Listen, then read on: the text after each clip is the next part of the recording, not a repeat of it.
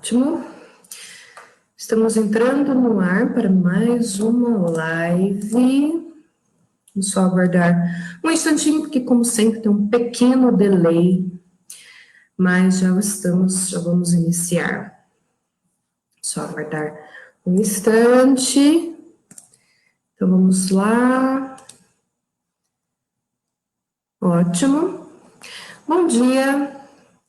Vamos lá, então, bom dia, queridas e queridos, a todas e todos que estarão conosco nesta manhã de sábado, do dia 1º de agosto.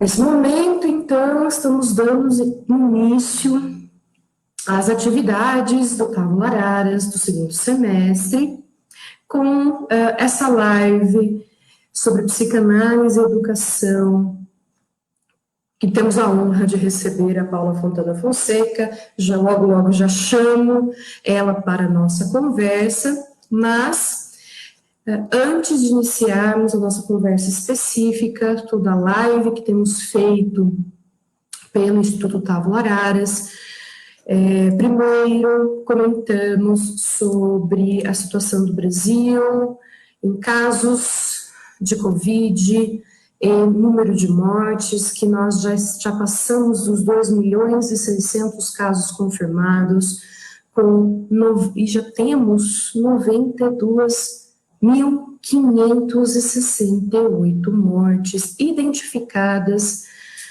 pelo Covid. Fazemos isso para que não se esqueça do porquê estamos, por exemplo, nesse formato online, porque tivemos que ter tantas mudanças na vida. Inclusive, nós mesmos no Instituto Távola não podemos mais nos reunir e fazer nossos eventos presenciais, então temos que relembrar. E em memória também a todas as perdas que já tivemos pela Covid.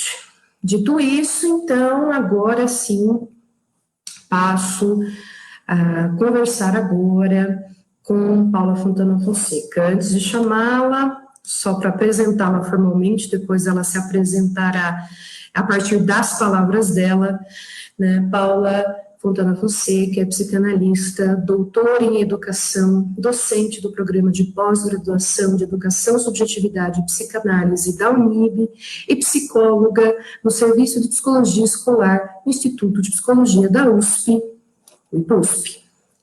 Então vamos lá, vamos colocar a Paula na telinha. Ótimo. Bom dia, Paula. Oi, bom dia, tudo bem? Tudo bem. Paula, uma honra tê-la aqui com a gente. Estou extremamente feliz, né, de ter dado certo esse convite, porque a gente sabe das agendas complicadas dessa vida. Então, eu agradeço muito, muito agora aqui publicamente, né, de você ter aceitado o convite. Então, já vamos para a nossa discussão. Primeiro, como eu disse, eu gostaria de Shelly, que você se apresentaria também nas suas próprias palavras, né? Só para o pessoal que justamente não me conhece, de conhecer um pouquinho. Então, eu vou pedir para você, né? Como foi esse seu percurso entre psicanálise e educação? Tá joia, obrigada pelo convite, Lohane. Você sabe que é a minha primeira live, estou estreando. Desde que você me convidou, passei a fazer uma brincadeira que é assim: antes a gente dizia que tinha que ter um filho, plantar uma árvore, escrever um livro, e agora a gente pode acrescentar participar de uma live. Olha, então você já está cumprindo os seus. Então, vamos lá. Mas eu achei muito instigante, né, essa oportunidade, e também fiquei muito feliz do jeito que você marcou esse momento, porque, claro, eu acho que a gente, na nossa aposta mesmo de cidadão e de psicanalista que está no mundo, a gente precisa continuar trabalhando, ao mesmo tempo que não dá para a gente tampar o sol com a peneira. Claro que tem coisas novas que a gente vem conhecendo e em certa medida, ganhando mesmo. Eu, por exemplo, estou aqui com você, provavelmente isso não aconteceria em outros tempos, mas pagando um preço muito alto e com temas muito sérios acontecendo ao mesmo tempo. Então, fiquei muito contente com a sua introdução, o que me permite aí entrar no meu tema, na minha área, que foi a área que eu fui convidada para falar, sabendo que a gente está atento ao que tem acontecido no Brasil e no mundo, nesse momento de pandemia e com tantas mortes e perdas irremediáveis, né? Bom, então eu vou contar um pouquinho do meu percurso. Eu me formei psicóloga, sou psicóloga de formação. Logo que me formei, eu tive a oportunidade de ir para a França, fiz um estágio por 5 meses, numa escola que fica na periferia de Paris, que chama École Expérimentale de Bonneuil-sur-Marne. É uma escola experimental, o próprio nome diz, e foi fundada por uma psicanalista, por um grupo, na verdade, mas eu vou dar destaque para uma psicanalista, porque ela vai ser importante aqui na minha fala, que chama Maud Manoni. Bom, então, logo que eu me formei, eu tive essa oportunidade de ficar um tempo aí na escola da Maud Manoni, vamos dizer assim. Interessante, porque eu tive lá também, esse estágio aconteceu no ano da morte da Manoni. Eu acho que naquele momento, não sei, eu tenho certeza que naquele momento eu não fazia ideia do quanto o trabalho dela ia repercutir no meu ao longo dos anos, né? Na volta desse estágio, eu fiz um aprimoramento profissional no CAPS Itapeva, em saúde mental. Então, eu gosto de dizer, assim, citando Gilberto Gil, para trazer ele também para a nossa conversa. Ótimo. Que ele disse que a Bahia deu para ele régua e compasso, eu brinco que Boné e CAPS me deram régua e compasso aí para os meus percursos. Bom, e daí de lá para cá, fui para a saúde mental com tudo, trabalhei em vários lugares, né, no campo da saúde pública em saúde mental, e na verdade nos últimos 10 anos que meu trabalho se decidiu pelo campo da psicanálise e educação. É um pouco como se ele tivesse aí nos meus interesses flutuantes e vejo hoje, posso dizer hoje, que houve aí há mais ou menos 10 anos atrás uma decisão por esse campo. Essa decisão, ela coincide aí com a minha entrada no serviço de psicologia escolar, do Instituto de Psicologia da USP, onde eu trabalho até hoje. Então, lá eu trabalho nesse grande campo da psicologia e educação, tenho vários parceiros de trabalho, mas eu trabalho sobretudo com a professora Adriana Marcondes Machado, que é uma importante referência na área, inclusive super recomendo os trabalhos da Adriana, e a gente atua na extensão, a gente atua na pesquisa, a gente atua na formação de graduação em psicologia. Então, o IPUSP, né, foi lá que eu me formei originalmente, poder voltar para lá daí nessa outra função agora de psicóloga, enfim, pôde movimentar em mim, retomar essa ligação que já tinha marcada desde a minha formação. Não escolho ir para Bonet à toa, né? Bonet é uma escola experimental justamente inspirada por psicanalistas, provocada, né? Instituída por psicanalistas, retomar esse meu interesse e, claro, fui fazendo aí novos grupos de amizade, inclusive, mas de trabalho, sobretudo, e quando eu falo sobretudo é porque eu acho muito bom a gente poder trabalhar com gente que a gente gosta, confia e admira, né? Então, hoje encontrar na Beatriz Coutinho Lerner, a Marise Bastos, reencontrar a Cristina Kupfer, que tinha sido minha professora, que de algum jeito, acho que ela nem sabe, mas ela um pouco dispara tudo isso, para chegar finalmente no Rinaldo Voltolini, que veio a ser meu orientador de doutorado. Então, enfim, estou contando um pouco desses vários encontros que eu fui tendo, porque acho que eles foram muito decisivos para que eu finalmente entrasse nessa viagem aí de fazer um doutorado no campo da psicanálise e educação. Eu gosto de dizer que esse é um jeito de falar dos meus inícios, né? Falar do meu percurso me provoca a olhar hoje, pensar hoje o que eu situo como um início. E aí eu já entro com... na verdade, o tempo inteiro a gente está inspirado muito por uma perspectiva da psicanálise e educação, porque a gente está falando desse tempo freudiano, né? De algo que se ressignifica no só depois. Quer dizer, eu não tinha como saber antes no que aquilo tudo ia dar. Hoje, olhando para trás, ou olhando o meu percurso, né, e olhando do jeito que eu posso olhar hoje, que talvez numa próxima oportunidade eu rearranje de uma nova forma, eu consigo perceber que tinha ali um início de trabalho como psicanalista e que hoje eu posso dar consequência para isso, né? E uma das consequências, juro encerrar minha apresentação, eu prometi para a Lohane que eu ia me manter eu preciso cumprir minha promessa. Eu pude, há um ano, publicar o livro que foi fruto do meu doutorado, justamente. Né? O livro chama Inquietações Políticas em Psicanálise e Educação. Ficou bem bonito, deixa eu mostrar, porque essa capa ficou linda com esse... Nossa, realmente, olha que coisa linda. Da editora Benjamin, e que tem o prefácio do Rinaldo, e que foi meu orientador, e tem uma apresentação do Christian Dunker, que teve na minha banca de arguição. Então, foi um fechamento de um ciclo que me fez relançar minha aposta no campo da psicanálise e educação. Eu brinco que, se a gente fosse fazer top 5 de momento na vida, defesa do doutorado ia estar lá, porque falei, pô, é possível, assim, você sentir a felicidade, é meio palpável, eu senti, ela tinha cheiro, ela tinha densidade, é muito raro, esses momentos são muito efêmeros na vida, né?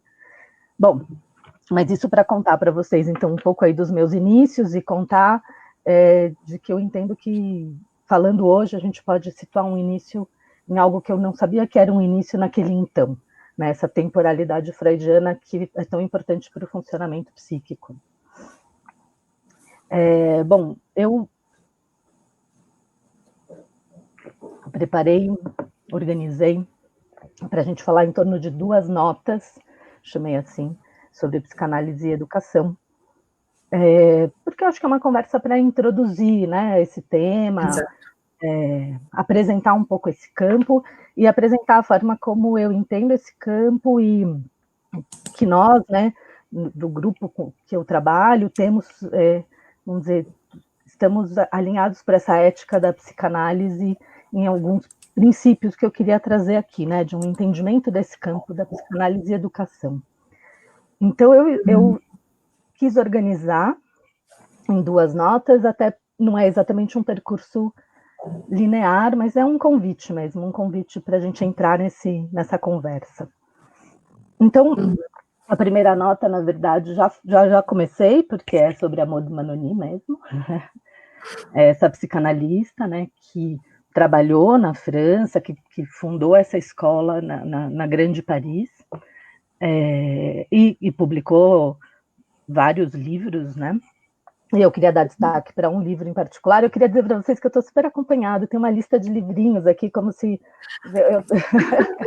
Maravilhosa, Então, eu queria mostrar para vocês esse, que é o Educação Impossível, da Manoni, que ela publica nos anos 70.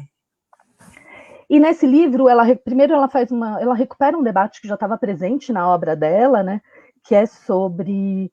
Ela faz uma crítica ao saber médico, né, de como o saber médico ele captura, ela vai dizer, ele rapta a palavra pessoal do enfermo, da criança. Ela está trazendo esse assunto para o campo da educação, mas ela já vinha falando disso na relação com a medicina, né, e na relação com as instituições. Né, ela aqui já está falando a partir da experiência que ela tem em Bonet, nessa escola experimental. Não vou apresentar a Bonet, depois acho que fica aí se vocês quiserem saber um pouquinho mais. Então, a Manoni faz essa crítica e ela vai falar dessa junção do saber médico, psicopedagógico, nessa virada de século XIX para século XX, como um saber especialista, vamos dizer assim, que vem nomear os desajustes no campo educativo. Né? Então, ela já falou disso no campo da medicina, né? Tem uma palavra importante, que é a palavra diagnóstico, sem a menor dúvida. Né? Então, ela está dizendo para a gente que o diagnóstico, ele opera esse rapto da palavra pessoal, vou pôr aqui da criança, para a gente poder chegar no que ela traz no Educação Impossível, mas ela não está falando apenas da criança, ela está falando também do paciente, enfim, qualquer um que venha ficar nesse lugar de objeto desse saber médico psicopedagógico, né? Então, o saber do especialista opera esse rapto e é como se a gente passasse até ali na nossa frente, não mais uma criança, mas vamos dizer assim, um exemplar de determinado tipo de categoria. Né? A gente pode pôr vários nomes atuais aí, ela não necessariamente fala desses nomes no livro dela, mas só para a gente movimentar isso. Atualmente a gente fala muito de hiperatividade, transtorno opositor, autismo, enfim. O que ela vai dizer é que quando isso ocorre, vai ser entendida a partir desse crivo. Então, a gente vai tomar a manifestação da criança como signo daquele nome que a capturou, vamos dizer assim. Passa a ser uma expressão de uma categoria, de um diagnóstico, e não uma expressão subjetiva. E ela está muito atenta a esse rapto. Então, o livro dela parte dessa crítica, né, para justamente chegar para falar da escola, né? Ela vai dizer como isso também acontece na escola, esse rapto da palavra da criança também vai acontecer na escola. A gente vai passar a ver a criança como signo do seu próprio desajuste, né? Ou daquilo que está inadaptado e que foi localizado pelo saber médico psicopedagógico. Quem também fala disso, que eu gostaria de contar para vocês, para quem tiver interesse, é o Leandro de La Jonquière. Ele tem esse livro, ele tem mais de um livro, mas esse em particular eu gosto muito, Infância Psicopedagógica. Né? Ele retoma todo esse percurso da Maud Manoni, ele é um grande autor do nosso campo. E a Cristina Kupfer também, né, que eu já falei dela, mas eu não posso deixar ela de fora daqui no Educação para o Futuro. Acho que são dois, vamos dizer, especialmente aqui no Brasil, que trazem com vigor o campo da psicanálise e educação. Então, a Manoni vai, nesse livro, que eu queria, nessa primeira nota para fechar ela, pegar essa ideia da educação impossível. Ela vai dizer, bom, quando um saber como esse opera na relação com o sujeito, com o aluno, com a criança, a educação vira um fato de difícil acontecimento, né? Porque ela vai falar justamente da educação como algo que toca o sujeito, como algo que toca aquilo que é imprevisível. E aí ela vai recuperar esse aforismo freudiano, que eu vou citar, inclusive, aqui para a gente, porque ele é bastante importante no nosso campo. Então, isso já me faz ir para a minha segunda nota. Né? Esse aforismo freudiano das 3 profissões impossíveis, eu vou ler para vocês a citação, mas, enfim, ali ele fala desse aforismo em 2 momentos na obra dele, a primeira vez em 1925, no prólogo ao livro Juventude Abandonada, de Eichhorn, e depois, já em 37, em Análise Terminável e Interminável. Então, eu vou ler, que acho que fica mais... Vou ler pausadamente, porque citação a gente sempre tem que pensar nela. Então, ele escreve daí já no texto de 37, né?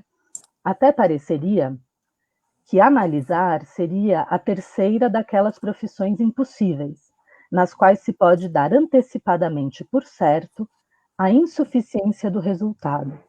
As outras 2, já conhecidas há mais tempo, são educar e governar. Ele já tinha falado que educar, governar e analisar seriam impossíveis, então ele mais ou menos retoma aqui, já no final, né, da produção dele, né, ele retoma esse aforismo. Eu sempre bebo muita água. Se eu estou nervosa, então, bom. O Paulo pode respirar, tá indo super bem. Eu tô assim, tô aqui extasiada com as coisas que você está falando, né? Eu acho que o pessoal também, né? Aliás, Paulo, só para você respirar um pouquinho. Boa. Queridos e queridas, quem está ouvindo a gente, conforme a Paula for falando, se quiser já ir deixando alguns comentários, né, algumas dúvidas, fiquem muito à vontade, que depois no final, né, que a Paula colocar, né, essas pontuações iniciais, né, porque a gente está conversando justamente da introdução das intersecções entre psicanálise e educação, ou seja, essa é uma conversa para quem se interessar, né, poder ter uns primeiros passos, né, uns primeiros entendimentos. Então, essa é uma conversa realmente introdutória. Então, dúvidas são muito bem-vindas, fiquem à vontade de fazer comentários, e aí, em determinado momento, quando a Paula dizer aqui, né, coloco, né, só as palavras iniciais, aqui encerro minha apresentação, aí depois a gente passa a leitura, né, dos comentários, então fiquem muito à vontade, todo mundo que está aí com a gente. tá bom? Só para comentar, já que alguém já está falando aqui, né, que a Cris do Pergunta já está vendo a gente, né? E já disse aqui que está emocionada com a sua apresentação, né? E que ama nós duas, que bonitinho. A Cris faz parte desses inícios, né? Dessas pessoas dos inícios que a gente sempre lembra, porque você vai carregando para a vida inteira, né, Cris? Exato. Sei bem. Então, Paulo, bom, é só te interromper para você poder tomar E ela uma que nos aproximou água, também, né, Lohane? Também temos que agradecer a Cris, porque ela também que fez essa aproximação, né? fantástica, né? Então, Cris, acho que um obrigado público aqui, meu também, por toda a contribuição que eu acho que ela trouxe, tanto na minha vida quanto na sua. Então, ótimo. Então, Paulo, respirada, fique tranquila, vamos no possível, você pode continuar, tá bom? Bom, então eu estava falando da minha segunda nota, que tem a ver aí com a Isso. ideia de impossível, né? Que a Manoni retoma lá do Freud, desse aforismo que eu li aqui para vocês a citação, onde ele vai falar das 3 profissões impossíveis. E esse aforismo instigou a produção no campo da psicanálise e educação, esse campo ao qual eu me filio, né? A gente foi tentando, né, o Leandro, a Cristina, mais recentemente, e de forma muito importante para o nosso campo, o Rinaldo Voltolini, e daí, enfim, várias outras pessoas que vão girando aí em torno desse núcleo central, aqui no Brasil, principalmente, extrair consequências dessa proposição, né? Por que educar e psicanalizar? A gente vai dar ênfase para esses dois, né? Educar e psicanalizar são profissões impossíveis. Essa ideia de impossível, num primeiro momento, faz a gente pensar, bom, é algo inexequível, portanto, não vai acontecer, não tem como acontecer, é da ordem de um fracasso, enfim. Né? Tem um texto também muito interessante, bom, assim, de uma autora que chama Mireille Sifali. Esse texto está disponível online, super fácil acesso, chama Uma Piada Inesgotável, Ofício Impossível, Uma Piada Inesgotável. E ela vai justamente, vamos dizer, destrinchar para a gente essa discussão aí do texto acerca desse aforismo. Eu super recomendo o trabalho da Mireille Sifali, uma pesquisadora no campo da psicanálise e educação. E ela vai partir dessa discussão, né? Ela vai dizer, bom, quando a gente fala do impossível, a gente não está falando do que é inexequível, daquilo que parece que a gente fala toda vez que a gente vai falar na educação, que é do cansaço do professor, do que não dá certo, e claro, isso está no campo de trabalho da educação, sem a menor dúvida. Né? A ideia que esses autores vão fazer aí de deslocar disso do inexequível, que estaria mais ligado, que nem diz o Rinaldo, né, a ordem de algo da impotência, para justamente pensar o impossível como aquilo que abre para o que é imprevisível. Né? Então, a Mireille Sifali, ela fala de um jeito muito bonito nesse texto, de que ela vai dizer, bom, nessas profissões não há garantias antecipadas do resultado. Você não sabe de antemão onde você vai chegar. Então, o impossível, ele está ligado a essa dimensão de imprevisível que você se lança quando você está vamos dizer assim, num empreendimento educativo, ou mesmo quando você se lança numa análise. Você não sabe onde seu paciente vai chegar, você não sabe onde seu aluno vai chegar, o próprio paciente também tampouco sabe, muito menos o aluno. Né? Quer dizer, essa ideia do impossível como sendo da ordem do imprevisível e daquilo que não há garantias de sucesso antecipado, retoma para a gente esse tempo freudiano, né? Quer dizer, algo que vai se ressignificar depois. Então, a gente pode depois dizer, houve um ensino, houve uma análise, né? Eu posso dizer hoje, eu posso testemunhar hoje de onde eu cheguei no meu percurso, né? E, ao mesmo tempo, esse percurso, ele, em certa medida, fecha um ciclo, tem algo que se conclui, mas tem algo que persiste. Né? Então, a Mireille Sifali vai enfatizar essas duas dimensões aí desse aforismo e vai retomar mesmo essa ideia do terminável e interminável, daí pensando também do lado de uma formação. Né? Então, eu posso dizer que sim, por exemplo, fazer o aprimoramento no CAPS Itapeva foi algo que a formação como psicólogo, o CAPS Itapeva, o doutorado, foram ciclos que tiveram uma função simbólica de me autorizar a estar numa certa posição em relação aos meus colegas, né, de eu poder falar de um lugar hoje de psicanalista que pesquisa no campo da psicanálise e educação. Isso não estava posto a princípio.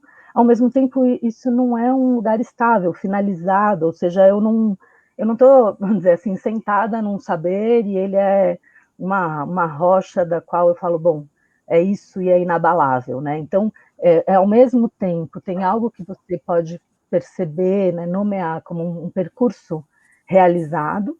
Então, a educação, ela acontece, ainda que não haja garantias do resultado de início, né?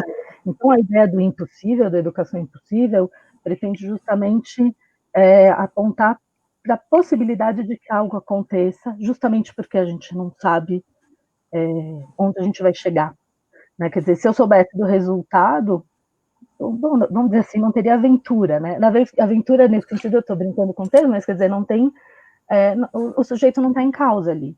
A gente falaria de treinamento, enfim, seriam outros os signos que estariam aí postos para nomear essa experiência, né? O jeito que a gente entende o educar e o psicanalizar precisa da palavra daquele sujeito, porque só ele vai poder dizer, né, da sua experiência, né? Então, o saber do especialista nunca vai ser suficiente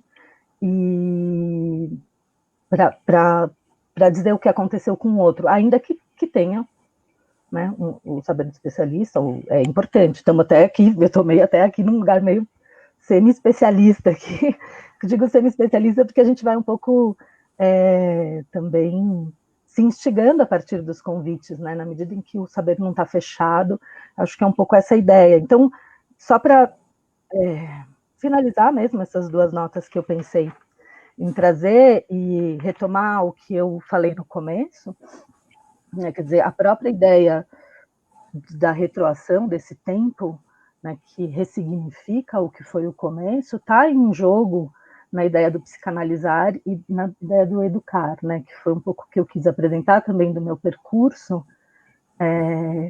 Como se eu lá atrás eu não sabia, por exemplo, a importância que ia ter a Mudmanani nos meus trabalhos futuros, né, e hoje busco ali, vejo ali uma referência, até vamos chamar assim, de fundação de um pensamento, para mim, né, de um pensamento que hoje eu digo meu, né, meu, acompanhada, né, porque eu estou aqui com esses livros todos que eu fui contando para vocês, mas, então dessa forma de entendimento do educar que eu queria poder abrir a conversa, né, assim, acho que a ideia era apresentar um pouquinho do que a gente vem pensando nesse campo da psicanálise e educação.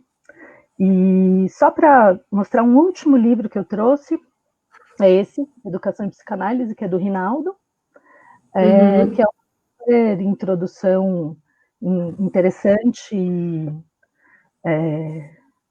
muito bem trabalhada, né? Assim, ele é bastante generoso em contar desse percurso e apresentar para o leitor, e aí tanto um leitor mais experiente no campo como um leitor iniciante no campo vai encontrar uma boa interlocução aqui com o livro do Rinaldo. Bom, Lohan, foi isso que agora é aquele momento que eu falo, foi isso que eu preparei para a gente começar a conversar, assim, só para aquecer. Ótimo. Bom.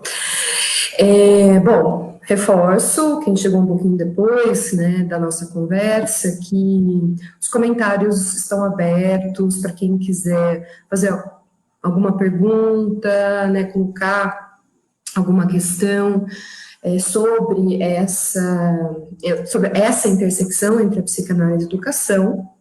Mas, Paulo, enquanto o povo vai se também perdendo a vergonha, porque você fala do nervosismo da live, né, e tem uma coisa de fazer comentário, que o povo também tem uma vergonha, que a gente precisa aprender também, e também foi um aprendizado para mim, esse mundo virtual, né, dessa coisa de quem será que nos está ouvindo, né, que tem toda uma fantasia em cima disso, né, quem será que nos está lendo, etc. Mas, enfim, enquanto isso, né, Paula, você fala uma coisa na sua fala, que, entre aspas, a gente nunca sabe os resultados de uma análise, né, e de uma educação. Mas eu ia fazer uma pergunta sobre isso, mas enquanto vou falando aqui pensei outra coisa. Se haveria como você colocar para nós o entendimento de educação, né? O que é educação? Porque muita gente ainda associa educação a apenas o ensino formal, né? Ou seja, ensino dentro das escolas, e eu acho que seria interessante só um breve esclarecimento sobre esse ponto, depois eu faço, se não aparecer que pergunta, eu faço uma pergunta sobre essa questão do impossível também. Acho bem importante a gente poder falar aí sobre essa ideia de educação, né? Porque fica, assim, muito imediatamente associada à ideia de uma escolarização e que passa pela escola, né? Quer dizer, a ideia de... Quando a gente fala de educação, acho que tem duas coisas importantes aí. Primeiro, um entendimento que vem aí da psicanálise, mas tem outros autores que também trabalham e propõem na mesma direção, que é a educação como transmissão das marcas simbólicas, educação como aquilo que humaniza, né, aquilo que introduz o bebezinho no mundo humano, né, quer dizer, tem uma decisão de quem já estava aqui antes, de tomar aquele ser que chega no mundo e dizer, isso aqui é seu mundo e você faz parte dele. Quem também fala disso de um jeito muito bonito, e não é uma psicanalista, é a Hannah Arendt no texto A Crise na Educação.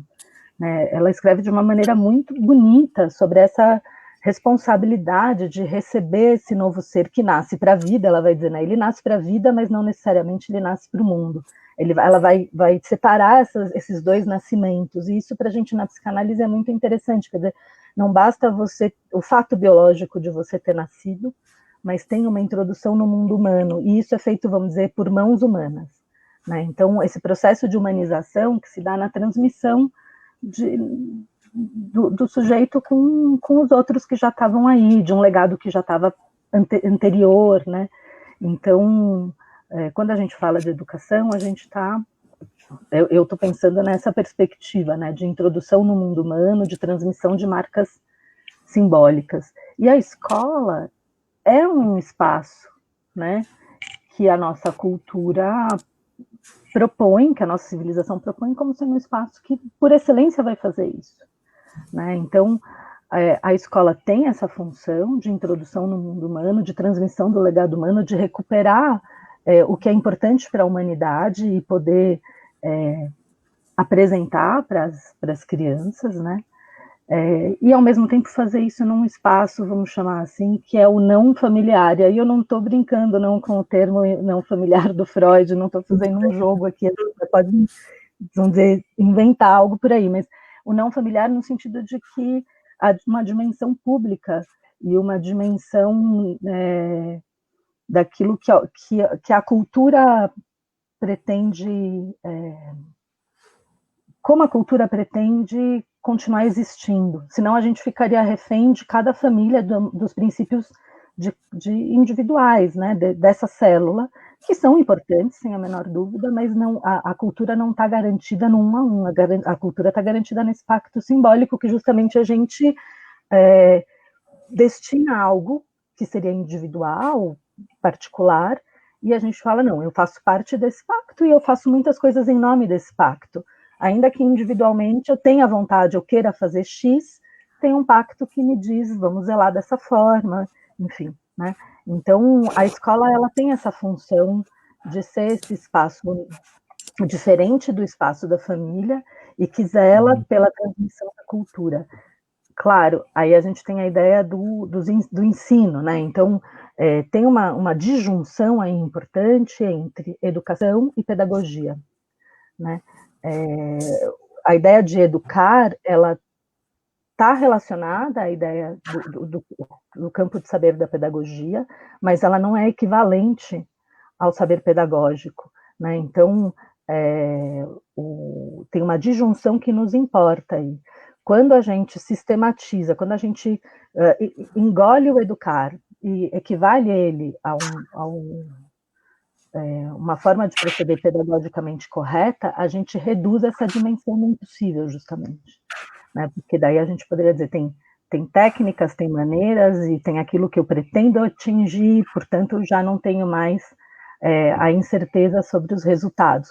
Claro, essa incerteza, ela retorna porque a gente, como psicanalistas, a gente, inclusive, recebe isso, muitas vezes até no próprio consultório, nos padecimentos, ali onde o sujeito derrapa, nos insucessos, nos sintomas, nos fracassos, são maneiras, vamos dizer, algo do sujeito comparecer ali, né? Quer dizer, eu não respondo a esse programa pré-estabelecido para mim. É uma forma sofrida, mas são formas de manifestação singulares, né? Tem algo de cada um ali. Né? Então, quando a gente fala de educação, tem uma diferença com a ideia de pedagogia e está alinhado a essa proposição de uma transmissão simbólica e inserção da pessoa que chega, né? Desse ser que chega, nesse mundo que já existia. Estou trazendo um pouco aí também as palavras da Hannah Arendt, e ela não tinha nenhuma proximidade com a psicanálise, não é isso, mas realmente a gente lendo ela hoje, com essas, vamos dizer, lentes já desse percurso na psicanálise e educação, encontra ali uma discussão muito afinada com o que a gente já vinha propondo, né? Ótimo. Bom, Paula, eu vou deixar a minha pergunta em suspenso, porque a gente tem, né, um comentário aqui que, bom, a gente imaginou que sairia invariavelmente alguma pergunta sobre a situação que vivemos nesse momento da pandemia, né, Paula? Então vamos lá. E como não, né? Como não, né? A Karina, ela está dizendo aqui nos comentários, né, que ela é educadora, mas pouco conhecedora da psicanálise, e comenta o seguinte, né? Ela tinha uma pergunta. Como a psicanálise nos ajudaria neste momento de insegurança e dificuldade de retorno, sabendo dos possíveis sofrimentos psíquicos das crianças e educadores com a pandemia? Acredito que a pedagogia da subjetividade deve entender este momento. Como iniciar uma acolhida neste possível retorno? Tá. Karina, eu acho que tem muitas coisas aí para a gente pensar. Uma delas, que eu acho que você pergunta como a psicanálise pode ajudar, eu acho que a primeira coisa é que a gente precisa apontar para algo que é da ordem da cultura. Não tem como eu hoje dizer vamos voltar para a escola ou não vamos voltar para a escola, essa não é uma decisão minha. Né? E quando eu falo que tem um problema da cultura, é porque a gente tem vivido algo como se fosse uma decisão interessante, né? Como se fosse uma decisão dos pais. Vamos abrir as escolas, mas vocês não precisam mandar seus filhos. Né? Claro que daí o professor é obrigado a ir, mas enfim, isso fica de fora da discussão geral, né? Estou dizendo, não da nossa discussão aqui. Então, o que é a primeira coisa que a gente precisa poder falar desse momento é que o governo precisa dar os parâmetros para a sociedade. É dever dele, não é qualquer governo. Né? É por isso que eles são eleitos, eles vão ter que dar uma direção de proposição, uma direção de trabalho para a gente, uma direção de como agir nesse momento e dar essa direção e fomentar maneiras para que isso seja construído. Essa ideia de construir políticas públicas, quer dizer, sem isso, a gente fica refém do que cada um quer, faz ou pensa. E aí eu posso dizer, o meu colega acha muito natural voltar para a escola, a outra pessoa acha absurdo, a outra pessoa acha absurdo, mas precisa. E, bom, isso tudo é legítimo, é assim mesmo. Cada um está vivendo uma situação muito, muito própria, dentro da sua própria casa, né, com a sua própria realidade aí. Tem gente que tem alguma doença prévia ou cuida de pessoas idosas e está muito preocupado. Como assim vou voltar ao trabalho?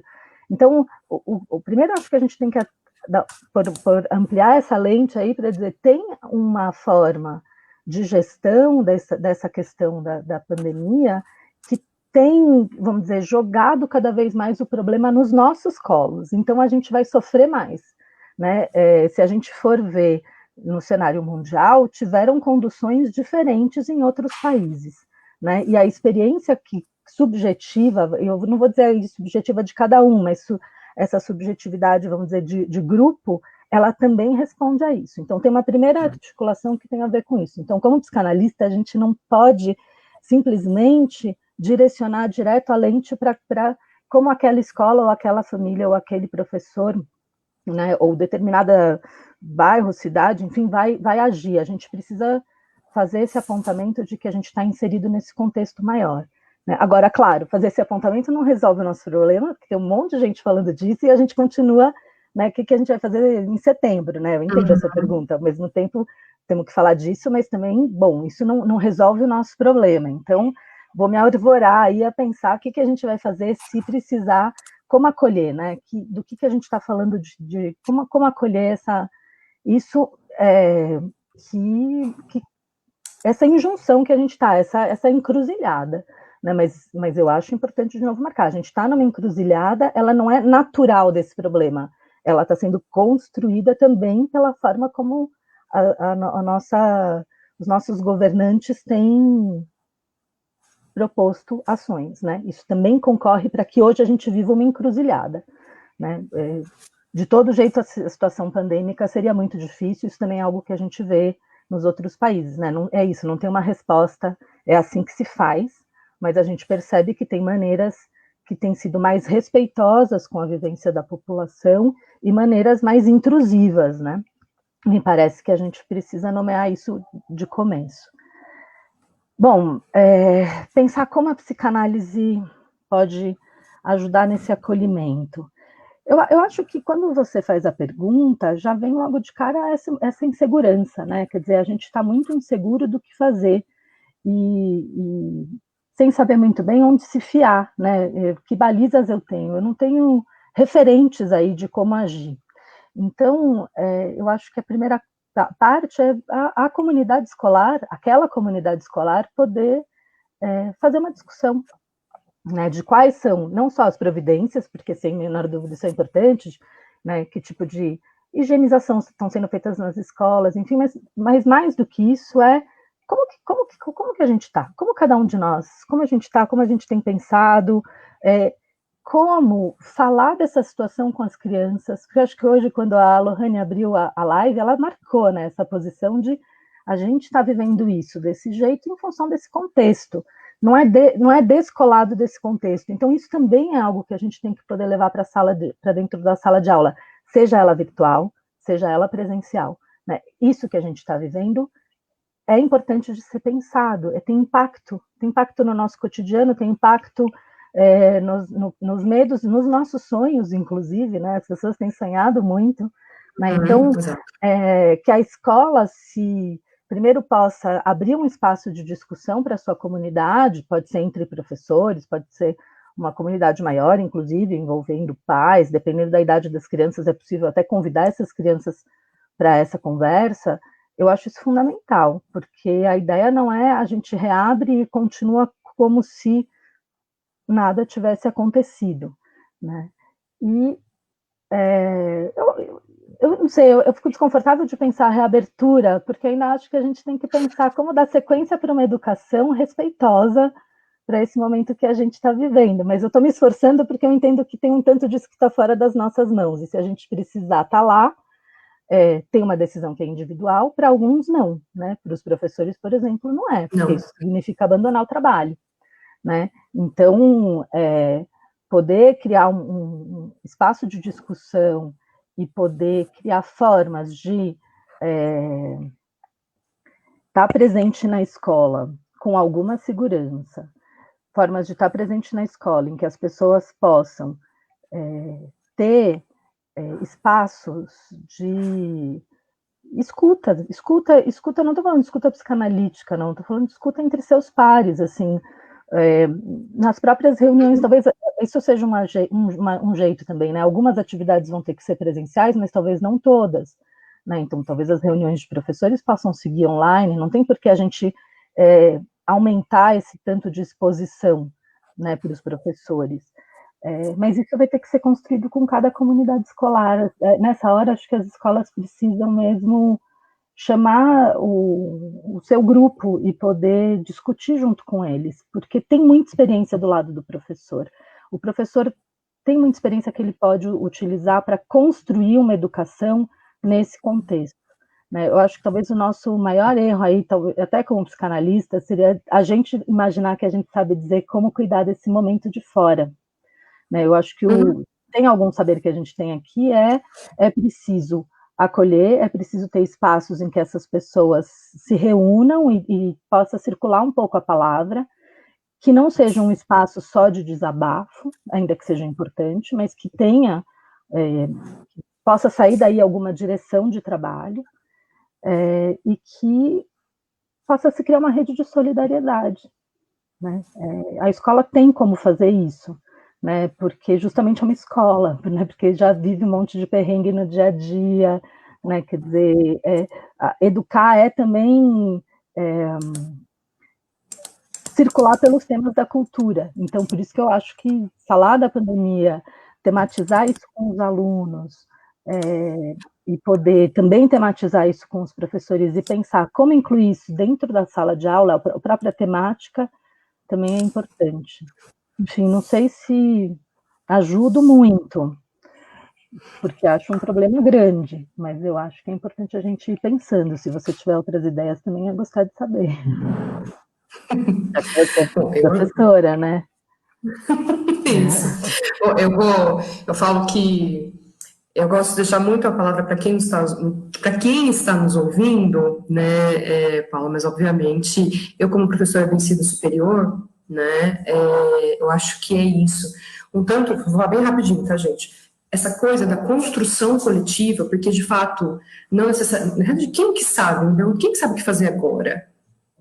Diante do que a gente vive, uma coisa um tanto, não inédita no sentido que já tivemos outras pandemias mundiais, aliás, várias, só que dentro dessas condições é claro que é única, né, porque é esse momento, né, é o que estamos vivendo agora, e, enfim, tem uma coisa que você vai falando, né, Paula, que me frustra muito, porque não está havendo essa construção coletiva, a não ser em determinados, sei lá, universidades públicas, né, em uma situação mais específica, mas o que tem acompanhado é justamente decisões, né, hierárquicas, ou seja, que vem de cima, né, vamos fazer desse jeito, e acabou.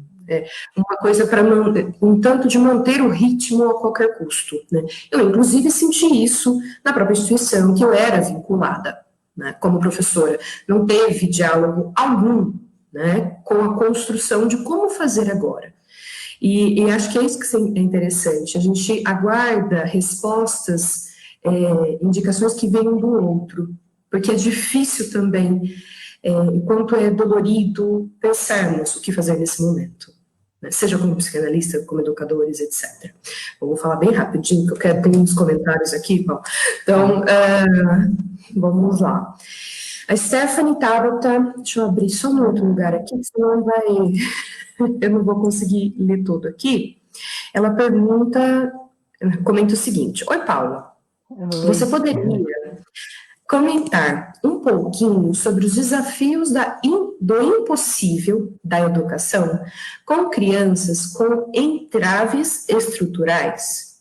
Fico pensando na relação da escola com a família dessas crianças, que, do que tenho visto, mostra-se uma relação necessária, quase um estar de mãos dadas com a família para pensar a criança e os desafios escolares. No entanto, a família coloca grandes expectativas na escola, o que também nos movimenta no trabalho.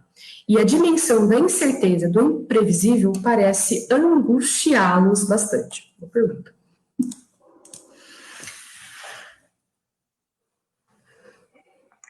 Oi, Stephanie. A Stephanie foi minha aluna lá na Psico. Pergunta, né, daquelas para a gente pensar junto também, né, Stephanie?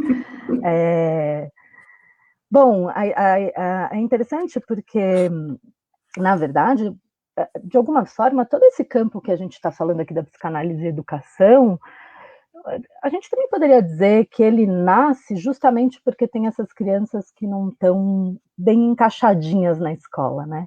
É desse desencaixe que se se fez necessário pensar, bom, o que acontece aí? Né? Então, já desde lá do trabalho da Manonia, a própria escola da Manonia é uma escola, vamos dizer, para crianças que não estavam encontrando lugar na educação regular. Tudo bem, a gente está falando anos 70, cenário francês, tem diferenças com o nosso cenário de 2020 hoje. Né? Hoje a gente tem uma política de inclusão e a gente entende e trabalha na direção de que as crianças estejam nas escolas regulares e que essa possibilidade de diversidade de posições subjetivas, de formas de ser, possam se provocar umas às outras, né? E que a gente não fique falando apenas em termos do que está adequado e do que está não adequado em determinada régua, vamos dizer assim, né? Então, toda a ideia da educação impossível, ela realmente nasce desse problema, que é por que algumas crianças não cabem dentro da escola, né? Uhum. E essa ideia da gente poder justamente expandir essa fronteira da escola, né? O Naldo usa essa expressão, né? A gente tem que esticar ela para que caiba cada vez um pouquinho mais. Então, vamos dizer, esse é o princípio. Claro que daí na hora que a gente vai trabalhar, tem isso, né? Quer dizer, tem a criança que responde a determinado formato de aula ou a determinada demanda de fazer lição, ou de ficar quieta, ou de ficar sentado, e tem aquelas que não respondem da forma como a gente planejou aquela aula. Tem um planejamento de aula, tem uma expectativa que está em jogo ali também, né? E aí você coloca a questão da família, né? Da proximidade com a família. Eu acho que eu vou responder para você que sim e não. A gente precisa estar muito próximo da família, mas eu vou dizer, gente, precisamos estar próximo das famílias das crianças. Eu não sei se vocês são pais e mães, mas assim, eu tenho filhos e eu não estou lá todo dia na escola, tudo bem, consigo lidar aí com alguma castração e saber, eles têm que ter lá as experiências deles e eu vou ficar de fora dessa, mas eu vejo também que preciso ter proximidade, pontos de proximidade, até para trabalhar isso. Que distância é essa? Essa distância, ela não é dada. Que distância é essa que eu autorizo que meu filho tenha alguma experiência própria, da qual eu não participo? Olha que, né, que difícil para o narcisismo dos pais, né? Tô quase me autoanalisando aqui, né? Que distância é essa que a gente vai encontrar? E quando a criança apresenta algo da ordem de um entrave, que nem você colocou, da ordem de algo que evoca uma patologia, que sai até vamos dizer, como que a gente chama isso? Da forma que a gente imagina que seja uma criança, veja que está em jogo aí também, esses pais, muitas vezes, precisam perceber que aquela criança está sendo tratada como criança, né? Quer dizer, eles não têm isso garantido, enquanto que algumas pessoas têm uma experiência em que isso não está em questão. De novo aparece a palavra garantia, quer dizer, não está garantido, não está, mas para mim não está em questão que os meus filhos sejam crianças no mundo. Para algumas experiências isso está em questão, eles são vistos como doentes, pegando lá talvez uma palavra mais da Manoni, né, como igualados a determinado diagnóstico, enfim. Então, esses pais também fazem essa, vamos dizer, investigação aí, e eles precisam que a escola possa contar que trabalho está sendo feito, né? A gente pede que os pais confiem na escola, e isso é importante, justamente deleguem algo e fiquem de fora. Bom, disso você não participa. Mas para isso acontecer, tem que uma relação de confiança tem que poder ser construída. Então a escola tem que apresentar um trabalho, né? Senão, eu falo, esse meu filho que chega em casa e não me conta o que ele viveu, né? Não só porque ele é adolescente, não me conta desde pequenininho, nunca contou, né? Assim, não traz um amiguinho em casa às vezes, né? Quer dizer, que eu vou, que rastros eu tenho ali para saber do que tem se passado na vida dele na escola? E a escola então tem sim esse dever de poder apresentar um projeto, né? Então, o momento da reunião, não sei exatamente quais são os momentos de parceria que cada escola está criando com essas famílias, mas é importante que isso exista. Eu estou falando das crianças que a Stephanie pergunta, especialmente aí, em função de algum tipo de entrave, algo mais da ordem de uma patologia. Acho que isso abarca a todas as crianças, mas essas em particular, a escola está desafiada a mostrar qual é o seu projeto, porque é muito comum a gente também dizer assim, puxa, mãe, e às vezes a escola fala assim, né, puxa, mãe, na hora da roda ela não fica sentada, estou pegando uma criança pequenininha aí, né, Tá, mas como é a roda? Que outras tentativas vocês já fizeram na escola? Isso é importante para que esses pais saibam, porque senão o que vem para mim é, ela devia estar sentada e não está sentada, então o que eu faço?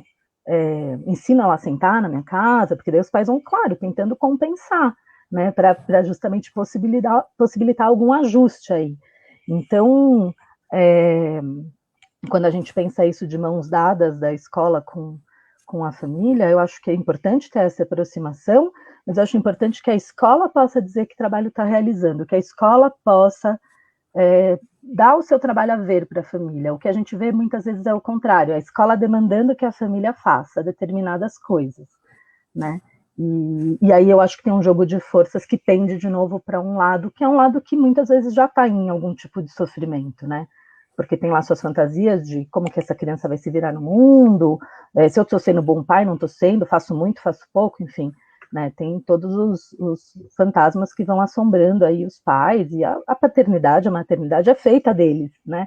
Mas se a escola concorre para fomentar isso, aí pode produzir mais sofrimento, né? E talvez, não sei se tem gente trabalhando com live, dando aula, eu tenho escutado pessoas falando, às vezes a gente vê a mãe, porque como está na live e a mãe tem que ficar do lado, muitas vezes a mãe fala meio que sopra a resposta certa para a criança, ela quer que o filho saiba a resposta, olha que bonito, né? Assim, ela quer que ele participe daquela aula, que ele diga a resposta certa, ela está imaginando que é isso que a escola pede.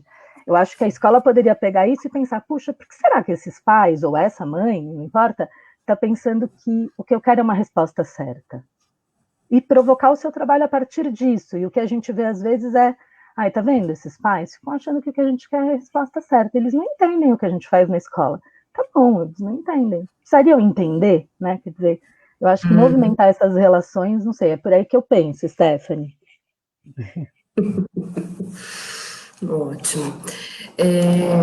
A gente tem mais uma pergunta aqui, deixa eu só, eu tô navegando em algumas telas, tá, gente, que eu fico aqui com 3 telas abertas, porque eu sou mediadora, e mediadora tem essa função. Mas vamos lá, eu tenho mais uma pergunta, mas dá tempo, porque é isso, né, Paula? Eu acho que uma boa discussão é essa, ela vai gerando perguntas e mais perguntas, e assim que se constrói também o conhecimento, porque estou hoje aqui também numa posição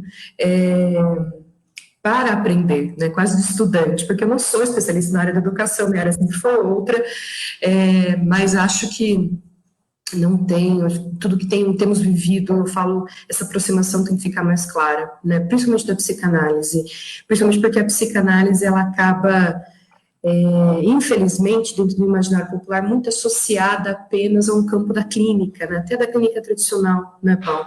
E existe aí uma infinidade de possibilidades, então, mas a educação, realmente, estou aqui aprendendo horrores hoje também. Mas, então vamos lá. Deixa eu fazer uma pergunta aqui da Sandra Regina. Querida Paula, estou feliz em te ouvir, mediada pela Lorraine, que potência e beleza suas palavras, só tenho a agradecer por este evento. Tenho uma pergunta. Como pensar o currículo na educação numa perspectiva que vincule educação e psicanálise? Em vista da formação do estudante num contexto em que se traduz o direito à educação em habilidades e competências. Como a psicanálise pode pensar essa questão? Tá, Sandra Regina, obrigada pela sua pergunta, Sandra. Você traz a questão do currículo, né? Então, o tema do currículo, eu acho interessante, assim, a gente pensar no que a psicanálise pode contribuir, vou ficar mais provocada pelo lado da psicanálise, né, o que a psicanálise pode contribuir, porque talvez seja mais numa posição de princípio. Por que eu estou dizendo isso?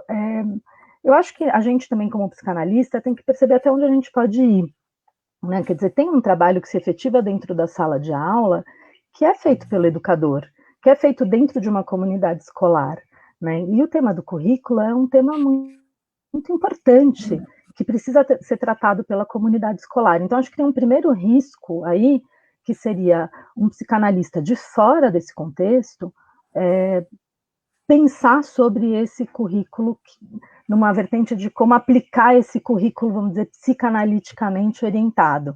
Né? Isso é interessante porque retoma até os trabalhos do Freud, lá no começo do século passado, portanto, né, quando ele vai pensar, ele vai problematizar a educação, ele vai dizer que a educação da época era uma educação repressora, e que essa educação repressora fomentava o sintoma neurótico, o padecimento. Né? E ele faz essa hipótese, será que se eu mexer nessa educação, eu vou diminuir o sofrimento neurótico, o padecimento neurótico? Tem um tanto da aposta dele que a gente vai dizer que sim, né? Claro, o contexto no qual você está inserido, ele concorre. A gente falava justamente desse cenário atual, de como a forma como os governos levam esse momento de pandemia, ele concorre na produção de sofrimento em cada um. É com isso que eu sofro. Né? Então, sim, eu posso estar mais espremido, vamos dizer assim, ou menos dentro desse contexto. Isso faz diferença. Ao mesmo tempo, não tem como você fazer uma ação de prevenção ao sofrimento. Né? Então, estou pegando lá o Freud com os problemas dele, mas que são problemas importantes para a nossa área, quer dizer, que toca algo no que a educação ela nos pressiona em determinada direção, e de como isso vai concorrer para a produção de sofrimento, e de como tem um sofrimento que vai existir e eu não tenho como saber antecipadamente. A ideia de não ter garantia está em jogo aqui de novo. Né? Quer dizer, não é uma educação libertária que vai fazer com que a gente não tenha padecimento. Então, acho que a sua pergunta toca num ponto que é pensar modelos e formas de educar. Eu acho que, como psicanalista, eu acho importante que a gente valide uma discussão dentro da comunidade escolar. O pior seria a gente importar um modelo, porque daí eu olho e falo assim, isso daí não funciona, já fiz isso, imagina, não sei o quê. Aí eu vou começar a jogar contra o modelo. Quer dizer, poder criar um espaço de discussão e que esses saberes que vêm do próprio campo escolar tenham importância e sejam escutados é uma função do psicanalista. Não só do psicanalista, mas vamos dizer, um psicanalista no campo da educação, ele está ali para possibilitar que essa palavra circule, ele está ali para justamente não ser a única pessoa detentora do saber, porque daí ele seria mais uma teoria explicativa do campo da educação. Né? Então, o tema do currículo que você traz, ele é um tema, ao mesmo tempo, central na prática educativa, e ele fala da forma como um princípio que está ali expresso no currículo vai ser exercido, né, na prática cotidiana. Né? E para isso acontecer, tem o professor, tem o coordenador pedagógico, tem a forma como aquele grupo de alunos, aquela comunidade também, né, funciona, isso tudo tem que ser considerado. Então, a gente precisaria mesmo poder fazer uma discussão dentro de uma comunidade escolar, para ver a forma como aquela comunidade se apropria dessa temática, né? O currículo é um princípio norteador, mas ele não é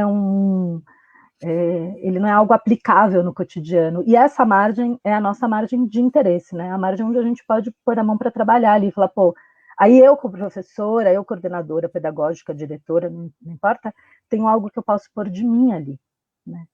Não está pronto, né? Nesse sentido é psicanalítico, vamos dizer, esse jeito que eu entendo, eu acho que é onde, nesse entendimento, acho que tem algo da psicanálise que pode operar, entende? Não sei se era por aí que a sua pergunta ia. Uhum. Ótimo.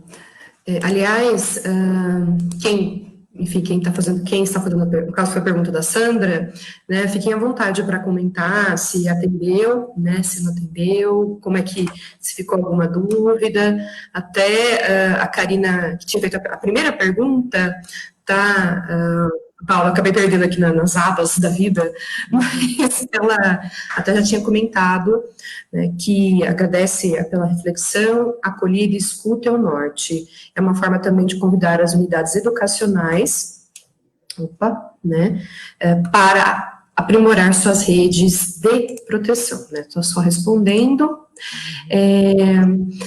Mas aí, a gente já está caminhando por 1 hora, né, de live, e quando começa a dar esse tempo, eu já vou pedindo para que sejam feitas as últimas perguntas, os últimos apontamentos, e vou fazer a minha pergunta também, que na verdade tem relação com essa história do currículo, para pensar a questão do currículo, e dentro de um outro projeto que tenho, que é uma página minha pessoal, né, como psicanalista, psicóloga, eu fiz uma série de lives, né, com vários atores da educação, mães, os próprios alunos, né, quando tinham uma certa idade de possibilidade de discutir, e professores para pensar saúde mental, educação e pandemia. Dentro dessa série de lives, que está lá na minha página pessoal, né, são dois projetos paralelos, né, o Távola e também a minha página, teve um discurso que foi frequente entre todos esses atores, né, Paula, que foi a ideia de, dentro da pandemia, nós mantermos o ritmo a qualquer custo. E nem que isso onere, né, mães, né, principalmente da educação e do ensino infantil, fundamental e médio, né, professores e alunos do ensino superior, enfim, né, não, próprios alunos de ensino médio, mas assim, eu conversei com os de ensino médio, ensino superior e pós-graduação. Então, teve essa coisa da produtividade a qualquer custo. Ou seja, tirando, como eu disse, algumas experiências específicas que eu ouvi sobre a Unesp, né, que parou mesmo, né, para pensar o momento, a maioria foi colocando que retoma, né, talvez teve até um hiato aí de algumas semanas ou alguns meses, mas isso retoma. E retoma sempre naquela questão de manter o conteúdo, né, ou seja, o conteúdo tem que ser passado. E aí você vem, tem aquela questão do impossível, né, ou do imprevisível, que dentro da nossa condição atual, justamente fica, será que mais imprevisível ainda? Será que a gente tem um nível de imprevisibilidade, se a gente pode falar? Mas, e aí queria ouvir você um pouquinho nesse sentido, né, até dentro das suas experiências, talvez dentro de obviamente, uma perspectiva psicanalítica, que é entender não as consequências, mas os impactos dessa produtividade a qualquer custo, pensando nessa imprevisibilidade. E por que eu fico com a sensação de que temos que continuar o conteúdo, isso tem que ser passado, como se fosse possível uma previsão, como se fosse possível prever os resultados. E aí fica uma coisa um tanto contraditória. Então, só um comentário que eu queria te ouvir sobre. Eu acho importante isso que você traz, esse debate sobre o conteúdo, e você fala, né, a qualquer custo, né? Eu acho que aí tem uma boa pista para a gente seguir, né, assim, seguir essa pista, né? Quer dizer, que tenha um convite sustentado pela escola, pela universidade, de aula, de produção, de interlocução, de troca, né? Eu também trabalho na Universidade de São Paulo, né, com alunos da graduação em psicologia, e a gente teve essa experiência no primeiro semestre, por exemplo. Eu estava envolvida numa disciplina e que envolvia estágio, por exemplo, até em estágio em escola, e em função da quarentena e da emergência com que a coisa veio, não foi possível fazer nenhum tipo de planejamento, né, de como dá para fazer estágio, não dá, como sustentar isso, a gente para, né? Foi um momento de parada primeiro, nem todo mundo teve esse momento de parada, nós tivemos um momento de parada, mas o que a gente percebeu depois é que ter uma oferta de continuidade foi importante. Agora, a oferta de continuidade que a gente fez não foi a qualquer custo. O que eu quero dizer a gente pensou um novo programa para o curso, na verdade a gente pensou um programa a cada dia. Ao final de cada aula, a gente se reunia, a gente tem uma sorte incrível de a gente estar trabalhando numa equipe de 3 pessoas, da qual eu estava fazendo parte, com uma turma de alunos pequena, porque era uma disciplina optativa. Então, assim, não posso deixar de fora essas condições, senão fica parecendo assim, é assim que se resolve o problema. Você tem lá 70 alunos na sua frente, você está sozinha. Veja, de novo, as condições, elas te colocam em certa posição, e isso não tem como a gente invisibilizar, né? Então, nessa experiência em particular, era possível que a gente tecesse mesmo, costurasse uma aula com a outra, tematizando a educação e a psicologia, no caso que era, né, a nossa proposta dessa disciplina, com o que vinha acontecendo naquele momento. Então, a gente convidou os alunos, por exemplo, nos convidamos, né, porque nós também escrevemos textos sobre aquele momento. Algumas pessoas quiseram compartilhar poesia, outras pessoas quiseram compartilhar algo de uma crônica, anotações, vamos dizer, soltas, assim. Teve uma que foi muito bonita, que ela foi trazendo, hoje eu fiz tal coisa. Era uma frase daquele dia, ela fez quase um diário, assim, que ela foi recolhendo. Hoje escutei um vizinho gritando, né, e ela trazia, assim, uma espécie de diário, vamos dizer, de fragmentos da quarentena. Então, a gente teve um momento de poder compartilhar isso. E daí vem a pergunta, isso é conteúdo? Né? Quer dizer, não era o conteúdo original, não era. A gente ia passar por tal texto, tal outro texto, tinha todo um esquema ali de autores, inclusive, de conceitos previstos. Ao mesmo tempo, as nossas escolhas, a forma como a gente foi costurando, estava sempre muito alinhada com a proposta da disciplina. Então, a gente não leu determinado texto, que era um texto denso, que demandava 2 aulas, ficar sentado na frente do computador discutindo conceitos, que previa uma parte de trabalho em mini-grupos. A gente achou que isso seria maçante, né, garantir o conteúdo pelo conteúdo. Mas a gente conseguiu operar aquilo dentro da nossa proposta, ou seja, sem ir para aquele texto, para aquela densidade conceitual, a gente pôde tocar naquela temática, que era o que nos interessava. Né? Então, tem uma tensão aí entre conteúdo e formação. A formação, de novo, a formação que a gente dá numa universidade, numa escola, né, ela não é equiparável ao conteúdo. O conteúdo é aquele que a gente acha que a gente pode pesar no final, a gente vai avaliar, né? Teve 10, teve 9, teve 8. Claro, tem lugares, instituições mais rígidas em que isso vai acontecer de uma forma de uma balança muito, muito ajustada, e a gente sabe o que tem cada peso e vamos pesar ao final. Esse aluno teve 10, esse aluno teve 9, teve 8.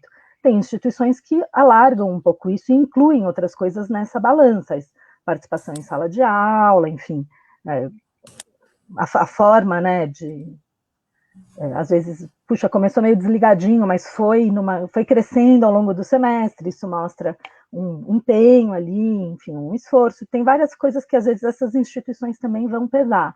Agora, eu acho que o nosso erro seria reduzir a experiência escolar à experiência de conteúdo. E aí, a pandemia só acirra isso, só escancara isso, porque já seria antes, né, que a gente igualasse a experiência de formação que uma escola oferece a uma experiência de ensino de conteúdo, de novo, operar uma redução no campo da educação. Né? Quer dizer, tem algo para além disso, que o contato com o professor, que ao se circular na escola, o contato com os próprios colegas, as dinâmicas institucionais, né? Eu falo muito isso lá na Psico, o que faz o nosso aluno se formar psicólogo são as aulas, os semestres, a gente tem um conjunto lá pensado que é passível de crítica, tem um monte de problema, a gente vira e mexe e está às voltas com isso, mas tem toda a universidade, tem o centro acadêmico, tem representação discente, tem aquilo que determinada turma inventou e eu nem fiquei sabendo que existia, porque inventou um sarau, sei lá, que acontece tal dia, quer dizer, isso tudo é uma experiência de formação universitária, né? Uhum. E eu, quando falo da minha experiência de formação, eu localizo professores, localizo temas, localizo conceitos, mas também localizo esses espaços, vamos dizer, que não estavam exatamente previstos, que estavam previstos, mas que não eram obrigatórios, vamos dizer assim, que não é o espaço onde passa o conteúdo, mas era onde ele também decantava, sabe? Quando você fala, pô, eu tô aqui, por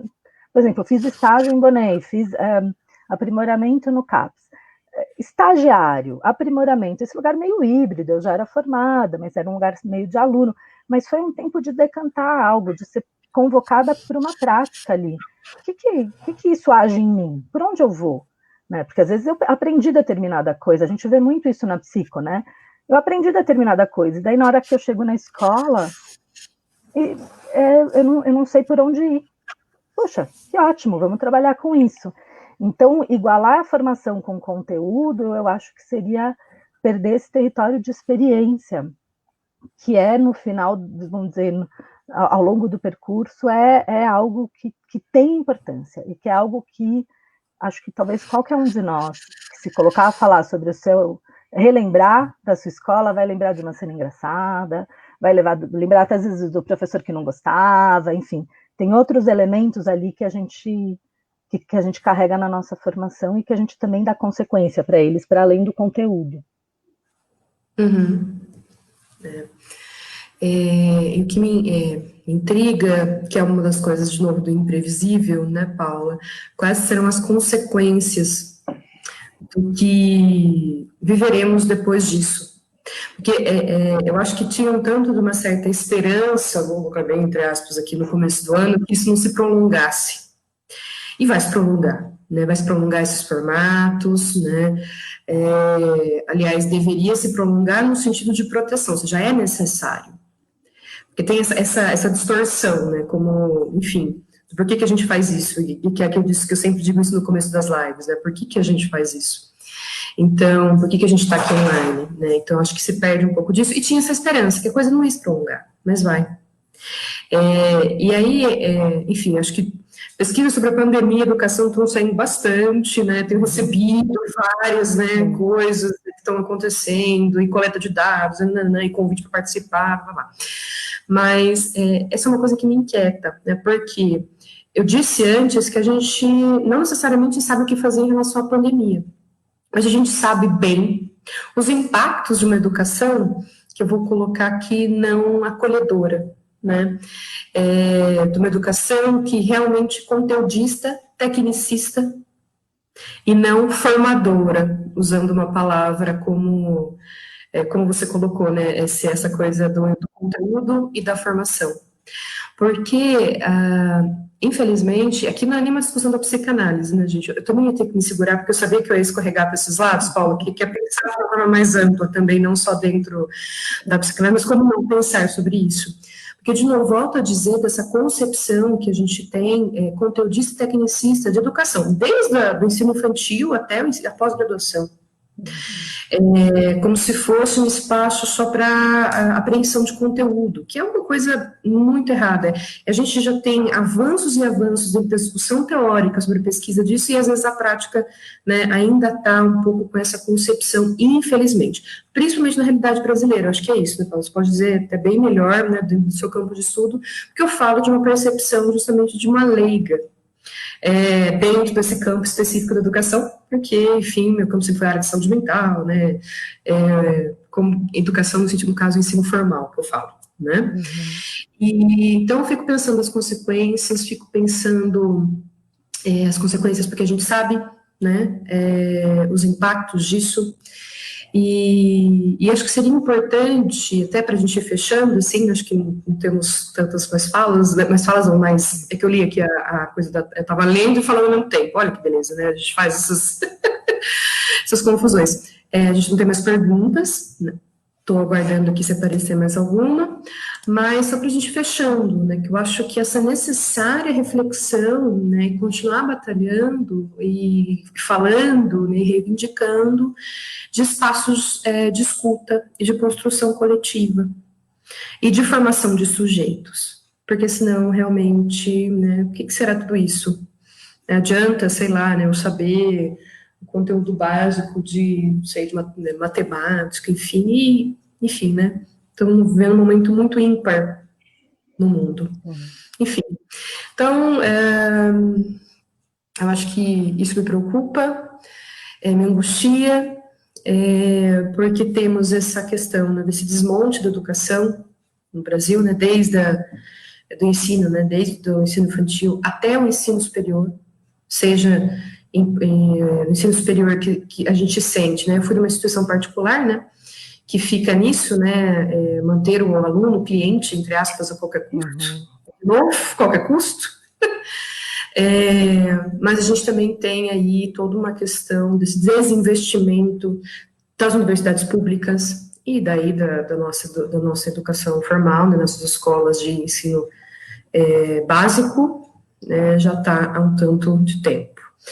Então, Paulo, só pedir para você fazer, então, realmente, um último comentário, uma última fala de fechamento, e para a gente encerrar aqui essa live. Senão, porque eu ficaria aqui o dia inteiro conversando. Eu sei, gente, mas não dá. Tô bom.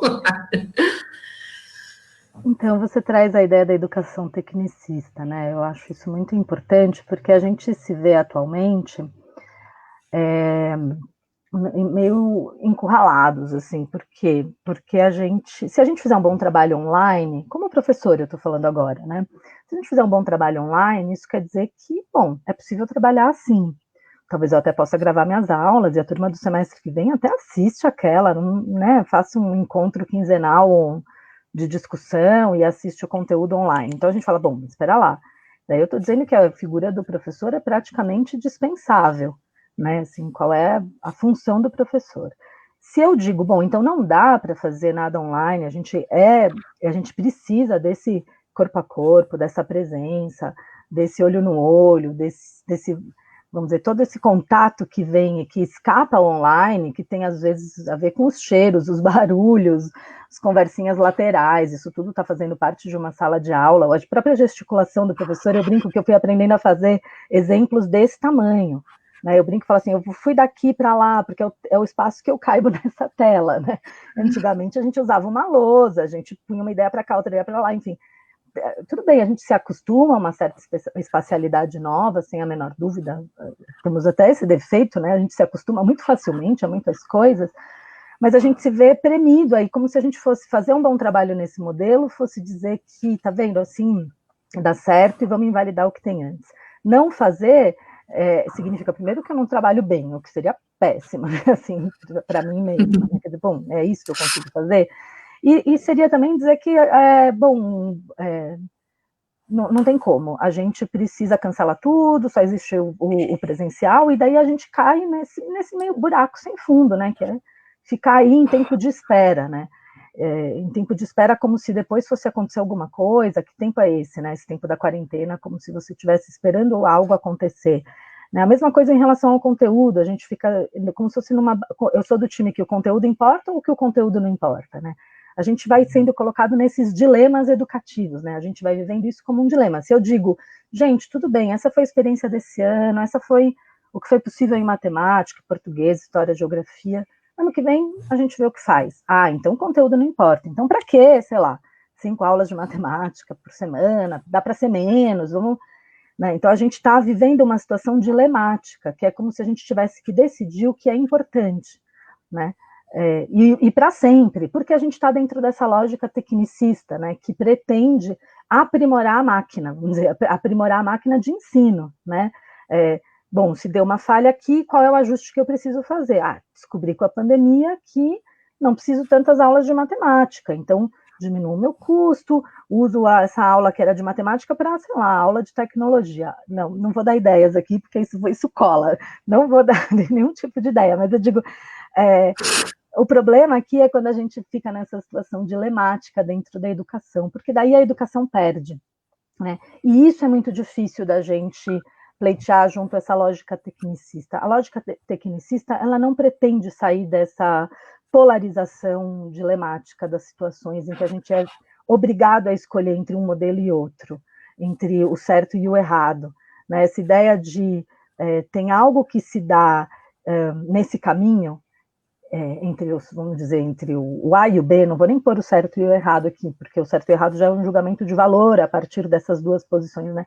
Mas essa trajetória entre esses dois caminhos é uma trajetória de formação, né? O Freud usa esse exemplo quando ele vai falar da educação, ele vai falar de que a gente vai navegar num mar entre dois monstros marinhos. De um lado, ele vai retomar monstros gregos, né, da mitologia grega.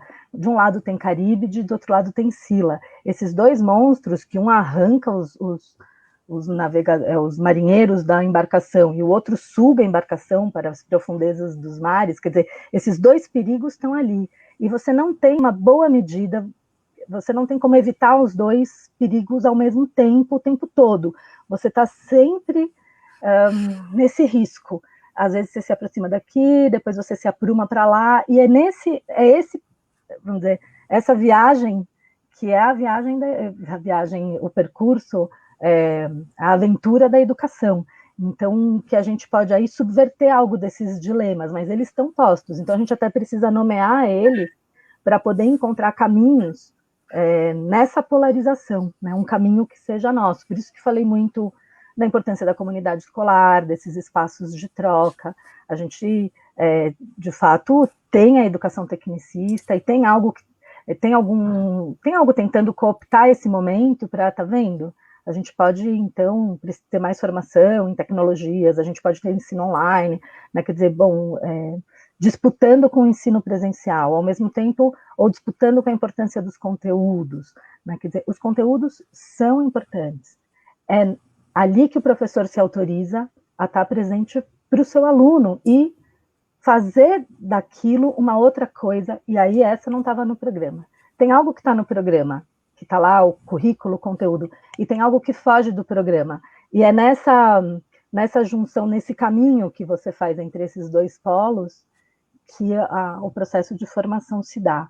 Então, eu acho que sim, é possível a gente manter online e ter uma transmissão respeitosa, né? Claro, as disparidades nacionais ficaram evidentes, né? Quer dizer, como as escolas particulares estão podendo fazer isso agora, e as escolas públicas, e ainda tem uma parcela das escolas que a gente mal fala, que são umas particulares menores, algumas até fecharam, enfim, né?